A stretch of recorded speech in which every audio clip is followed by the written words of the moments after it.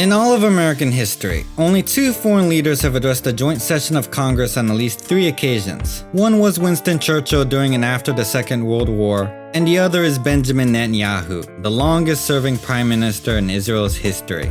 Netanyahu gave his first speech to Congress in 1996. As the newly elected, youngest prime minister in Israel's history, he received a warm reception from both sides of the political aisle. He was given a standing ovation when he pledged that in the next 4 years he would begin the long-term process of gradually reducing US economic assistance to Israel. While there was all smiles and cheers during the public spectacle in front of Congress, Netanyahu's veneer of cordiality disappeared in a private meeting held afterward with President Bill Clinton. Netanyahu exhausted the US president by giving a long and unsolicited lecture about the nature of Arabs, causing a fed-up Clinton to later remark privately, "Who the f*** does he think he is? Who's the f***ing superpower here?" Netanyahu's last address to Congress was in 2015, just weeks before the legislative elections in Israel in which he would be re-elected to serve another term as prime minister. This time, the invitation to address Congress came not from US President Barack Obama, but from Republican House Speaker John Boehner. The Israeli PM took the opportunity to get directly involved in a partisan war that was taking place at the time between the US Democrats and Republicans. Siding with the GOP in the House, he publicly denounced the Iran nuclear deal President Obama was then in the process of negotiating. Without saying it directly, the Israeli Prime Minister may have just well have proclaimed to the collective body of US lawmakers that he could do diplomacy better than their own president.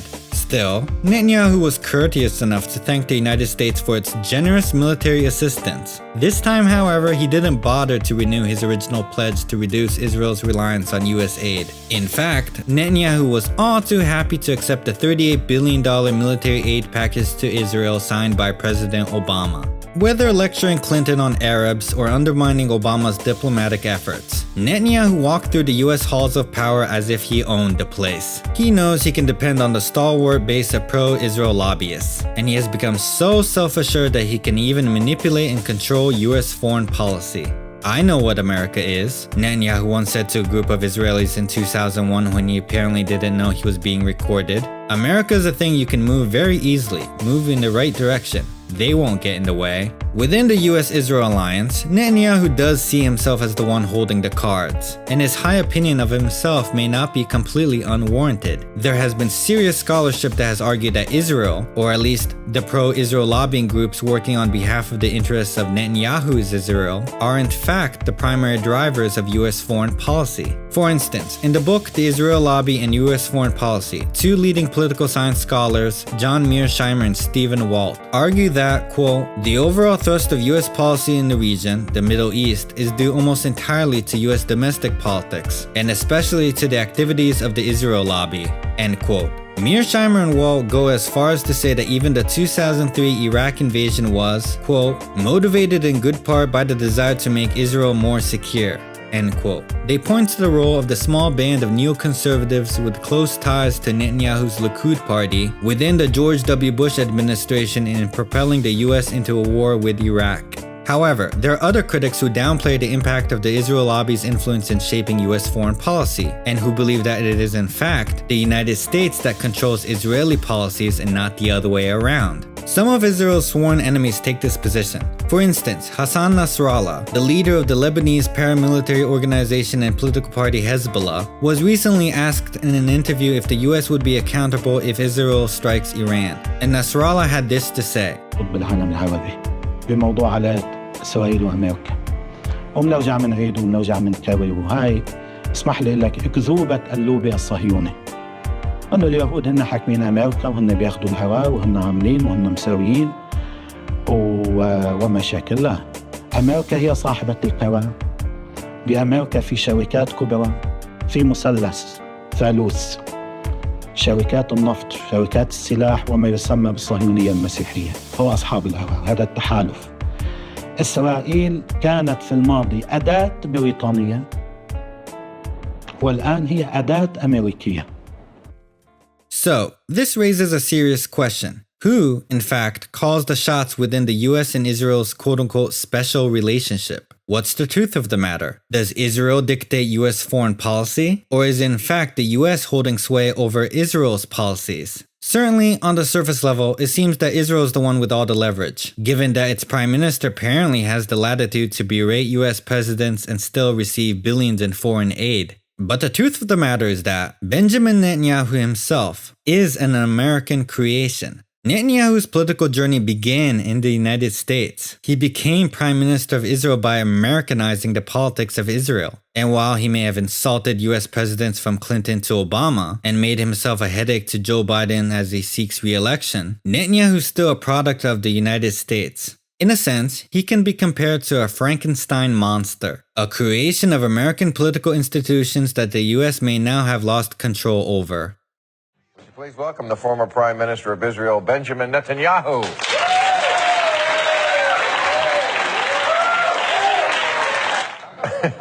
And I know when Israeli politicians come to the United States, it usually means they're trying to get their old job back. No, actually it doesn't, because America is of interest to us, whether in opposition or in government. America is important for everyone. But you do want your old job back? Yes, I do. Well, that's the kind of honesty we don't have here in America from our politicians. While he was born in Israel, Netanyahu grew up in the 1960s with an American upbringing. He graduated from Cheltenham High School in the suburbs of Philadelphia. Ben, as he was called by his American friends, later attended MIT and Harvard. In the late 1970s, he worked for the Boston Consulting Group, where he would make a lasting friendship with future Republican presidential nominee Mitt Romney. Initially, when Netanyahu returned to Israel with a desire to build a political career, his American upbringing was a liability. He was seen as something of a carpetbagger and not a true Israeli. He was still quote-unquote Ben and not yet quote-unquote Bibi. But in due time, Netanyahu's fluency and command of the English language, as well as his understanding of American culture, would end up working to his advantage. As the US and Israel's diplomatic relationship grew closer and closer, Netanyahu found ways to use his background to great advantage, paving the way for his ascendancy within Israeli politics. What was a liability at first turned out later to be his greatest asset. Netanyahu got his chance to exploit his Americanized background in building his political career in the 1980s, when he served as Israel's ambassador to the UN. Stationed in New York City, Netanyahu deepened his know-how and abilities, especially when it came to the all-important skill in navigating the US media landscape. He soon became a fixture on American TV screens. His regular appearances on ABC's Nightline with Ted Koppel solidified his role as the program's go-to quote-unquote terrorism expert. Netanyahu also appeared many times on CNN's Larry King Live, which at the time was one of the network's flagship programs. On a scale of 1 to 10 as a great guest, he's an 8. Larry King once said of Netanyahu, if he had a sense of humor, he would be a 10. While being a frequent guest on these US news shows, Netanyahu learned how easy and effective it was to misdirect the attention of American viewers. He learned how to play fast-moving news cycles to create distractions that would conceal Israel's most controversial policies from public scrutiny, and he became a master of distraction and used these skills to shift the American gaze away from Israeli actions. Netanyahu was rather open about this strategy and made arguments that Israel should capitalize on events that distracted the world. In 1989, for instance, after the Tiananmen Square massacre, Netanyahu wrote an article saying that, quote, Israel should have exploited the repressions of the demonstrations in China when world attention focused on that country to carry out mass expulsions among the Arabs of the territories, end quote. Additionally, during slower news cycles, or when there were no major world events that could camouflage the plight of the Palestinians, Netanyahu still found ways to come up with his own distractions, and at times he did this with great success. In May 1990, for example, Netanyahu was in a meeting with American Jewish leaders who were concerned that the expansion of illegal settlements in East Jerusalem was creating a bad look for Israel. Netanyahu conceded by saying, "You're right, it's a big problem for us now, but," he added, "it will blow over in a week. There's a much bigger problem that won't go away. Saddam Hussein is the Middle East's and Israel's #1 problem." The implication, of course, was that illegal settlements would have to take a backseat to more pressing problems. What is remarkable about Netanyahu's handling of the concerns of American Jewish leaders was that he actually had no specific knowledge of the particular threat. By citing Saddam Hussein, he was just throwing a random dart at the dartboard hoping that it might hit the mark and create enough concern to distract attention from what Israel was doing to the Palestinians. And this particular attempt at distraction was serendipitous, as it just so happened to be true. Just a few months after Netanyahu proclaimed that Saddam Hussein was the #1 problem, Iraq invaded Kuwait. Netanyahu's wild guest helped cement his place within the American media as the foremost terrorism expert. They loved to interview him, and Bibi delivered. He was a master at playing with American audiences, and he was a showman who understood the power of images. During the Gulf War, for instance, he persuaded a CNN reporter to interview him with gas masks on. Photos show Netanyahu smiling under the mask, almost giddy at the effect this bit of spectacle would have on the American public in generating sympathy for Israel. The absurdity of the stunt even caused Netanyahu to state the obvious. "I must say, this is the darnest way to do an interview," he said. "What it does show, however, is the threat that Israel faces. I cannot tell you when, I cannot tell you how, but Israel will defend itself."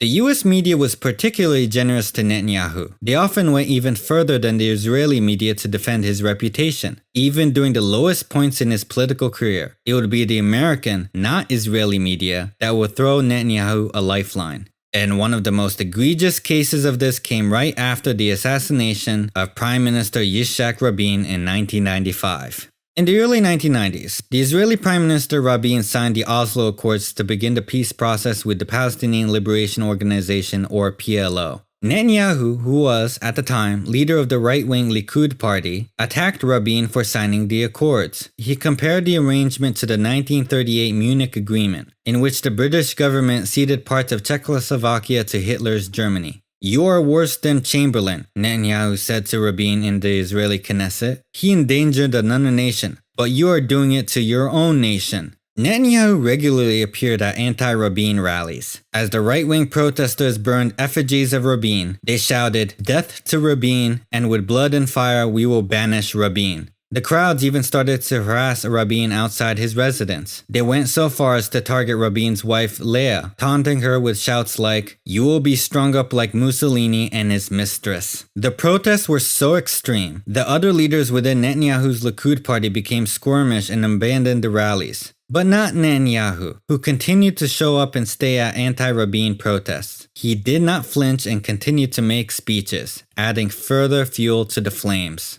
After Yitzhak Rabin was assassinated by a right-wing extremist, everyone within the Israeli media knew the responsibility Netanyahu bore in creating the climate of hate and fear that led to the death of their prime minister. At Prime Minister Rabin's funeral, the widowed wife Leah shook hands with various dignitaries there, but she refused to greet Netanyahu. Days later, PLO chairman Yasser Arafat also came to console Leah Rabin in her home, but Netanyahu was asked not to come. For a time, it seemed Netanyahu would pay the price for his hardline positions, as his numbers took a nosedive in the polls for the upcoming general election. But as his domestic numbers sank, it was the US media that saved Netanyahu. A week after the murder of Rabin, ABC's Nightline ran a special program featuring various Israeli leaders, including Netanyahu and Rabin's widow, Leah Rabin. As audacious it was to put both Rabin's widow and the man who had participated in rallies that called for his death on the same program, Ted Koppel even went further and posed a question to Leah Rabin that no member of the Israeli media dared to ask.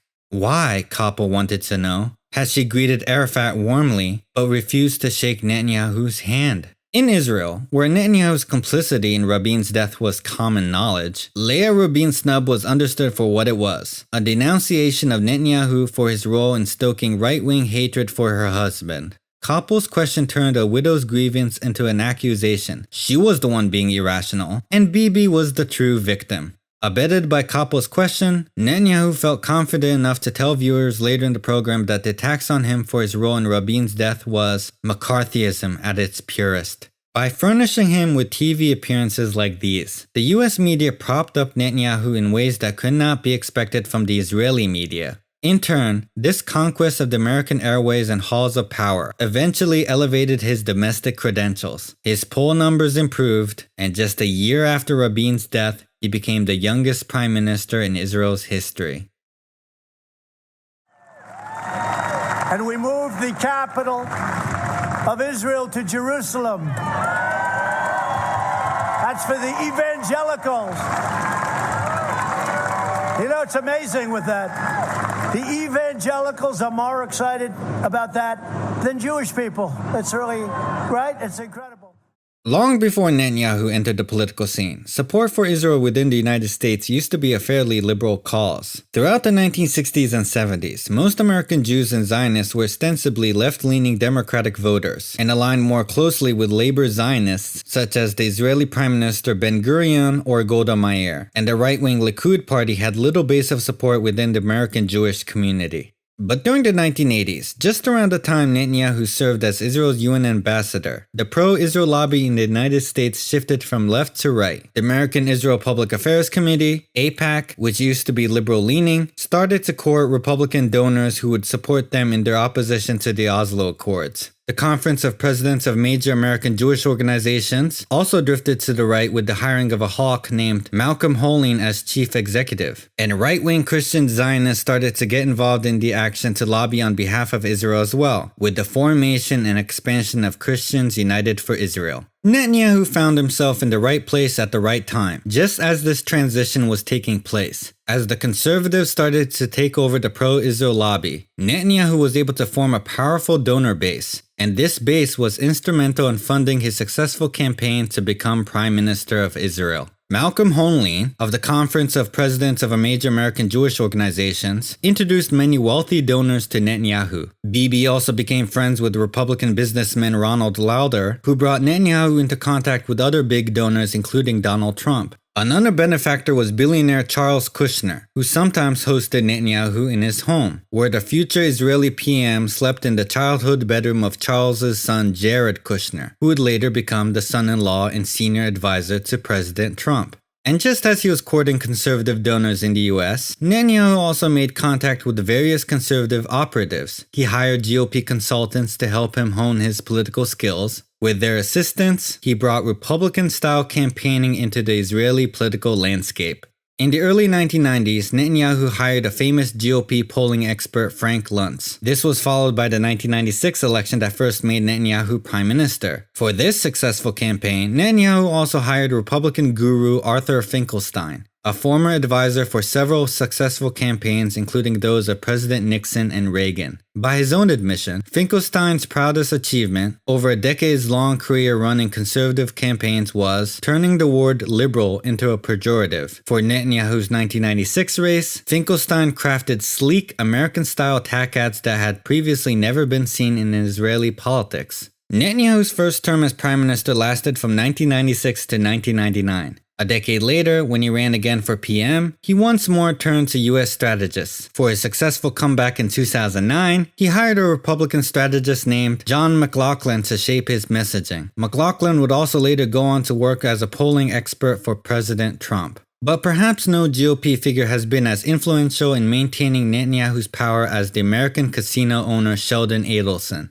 who, before his passing in 2021, was the largest single donor to the Republican Party. Netanyahu and Adelson were especially close, speaking on the phone at least 160 times between 2012 and 2015. The impact Adelson had on Israel cannot be overstated. He spent millions of his own money to promote Netanyahu. One of the ways he did this was by funding Israel's most popular newspaper, Israel Hayom. Critics have nicknamed the Hayom as Bibi for its peddling of patent propaganda on behalf of the right-wing Likud party. And while the newspaper doesn't make a profit, since it is distributed free of charge, it served as a useful platform for the right-wing American billionaire Adelson to influence Israeli politics from afar. What's especially curious about Netanyahu's relationship with the Republican Party, however, is that the majority of American Jews are actually aligned with the Democratic Party. And while Netanyahu claims to represent international Jewry, his largest base of support within the United States doesn't come from Jews. It comes, instead, from Christian Zionists. These are mostly white American evangelicals who adhere to the belief that God gave Israel to the Jews. In fact, polls show that this Bible-based conviction is stronger by a factor of 80 to 40% among white American evangelicals than it is among American Jews. Meanwhile, the largest pro-Israel advocacy group in America, with over 10 million members, is also not a Jewish-led group. It is Christians United for Israel, led by the evangelical pastor John Hagee.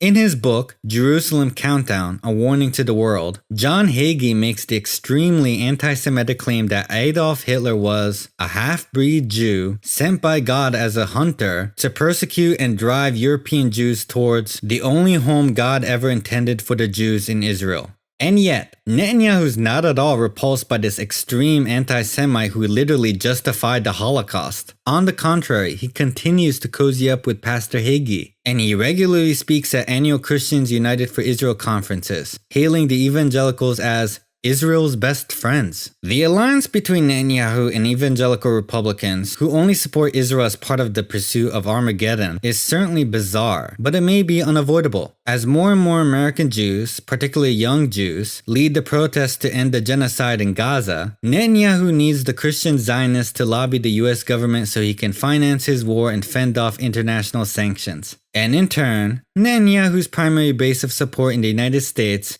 is increasingly becoming a group of anti-Semites.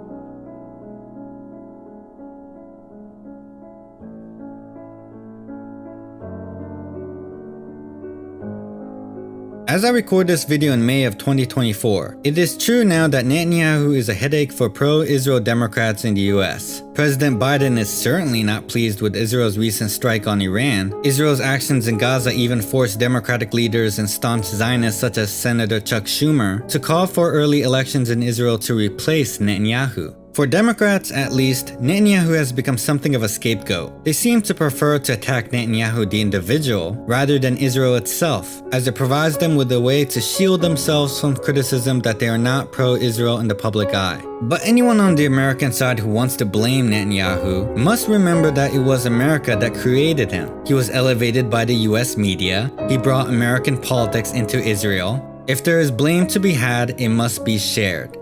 In laying out the role Americans played in the creation of Benjamin Netanyahu, I have touched upon the contributions made by discrete political, commercial, and religious motivations. But there is another, more profound ideological point of intersection that we might mention before concluding.